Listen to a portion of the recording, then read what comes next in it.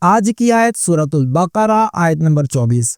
جب انسان پتھر بن جائے اور پتھر انجام بن جائے۔ اعوذ باللہ من الشیطان الرجیم، بسم اللہ الرحمن الرحیم۔ اللہ سبحانہ وتعالی نے ارشاد فرمایا فَإِن لَّمْ تَفْعَلُوا وَلَن تَفْعَلُوا فَاتَّقُوا النَّارَ الَّتِي وَقُودُهَا النَّاسُ وَالْحِجَارَةُ أُعِدَّتْ لِلْكَافِرِينَ۔ صدق اللہ العظیم۔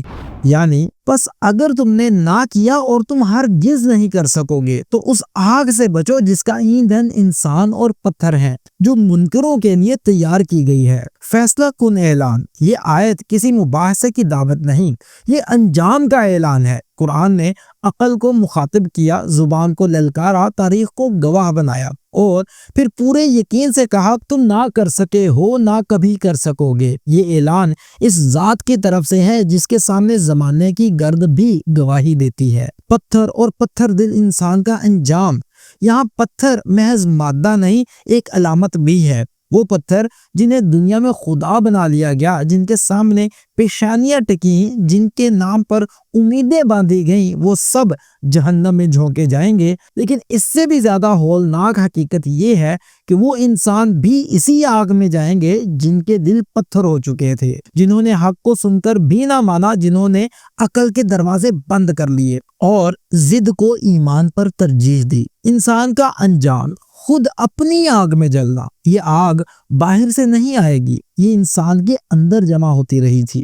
کفر، تکبر، ہٹ دھرمی، یہ سب وہ آتش گیر مادہ ہے جو قیامت کے دن شعلہ بن کر ظاہر ہوگا۔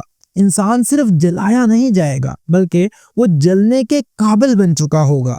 ایک ہی آگ، ایک ہی انجام۔ وہ پتھر جو معبود بنائے گئے اور وہ انسان جو دن سے پتھر بن گئے اور انہی باطل معبودوں کے آگے جھکے، دونوں ایک ہی آگ میں جمع ہوں گے۔ یہ منظر اعلان کرے گا نہ وہ معبود تھے نہ یہ حق کے طالب تھے۔ پریکٹیکلی ہم اس آیہ مبارکہ کو اپنی زندگی میں کیسے لا سکتے ہیں؟ دل کو قرآن کے سامنے نرم رکھو ورنہ وہ پتھر بن جاتا ہے۔ جن سہاروں پر جھکتے ہو سوچو کہیں وہ پتھر تو نہیں۔ حق واضح ہو جائے تو انکار خود کو آگ کے حوالے کرنا ہے۔ نجات کا راستہ ایک ہے، تسلیم اور رجوع۔ یا اللہ ہمارے دلوں کو پتھر بننے سے بچا لے، ہمیں حق سن کر جھک جانے والا بنا، ضد پر اڑ جانے والا نہ بنا، اور ہمیں اس آگ سے محفوظ فرما جس کا ایندھن پتھر بھی ہیں اور پتھر بنے ہوئے انسان بھی۔ آمین یا رب العالمین۔